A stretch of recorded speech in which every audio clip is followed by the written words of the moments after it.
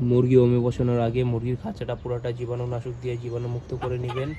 আপনারা যদি কেউ হাঁড়িতে মুরগিকে ওমে বসান তাহলে হাঁড়িটাও জীবাণুনাশক দিয়ে জীবাণুমুক্ত করে নেবেন। সাথে হাঁড়ির নিচেই যদি খড় অথবা কাপড় দিয়ে থাকেন ওইগুলোও জীবাণুনাশক দিয়ে জীবাণুমুক্ত করে নেবেন।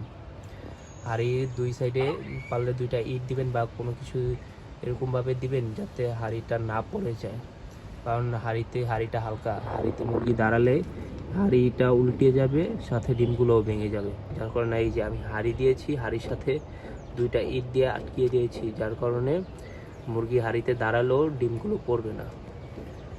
আর মুরগি ওমে বসলে মুরগির খাবার পানি, মুরগি খাঁচার ভিতরে ওমে বসালে অবশ্যই খাবার পানি খাঁচার ভিতরে দিতে হবে।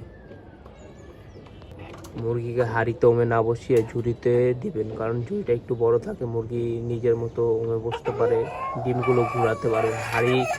হাঁড়ি ছোট থাকে তো, যার কারণে মুরগির একটু প্রবলেম হয় ডিম ঘুরাতে। আমার কাছে ঝুড়ি নাই, যার কারণে আমি হাঁড়ি দিয়ে দিছি। তবে এইখানেও আমি ভালো রেজাল্ট পাই। আমি প্রায় 2 বছর ধরে হাঁড়িতেই ডিম ফুটাচ্ছি। আপনারা অবশ্যই ওমে বসানোর আগে জীবাণুমুক্ত করে নেবেন, ইনশাল্লাহ আপনাদের বাচ্চাগুলো ভালো পাবেন।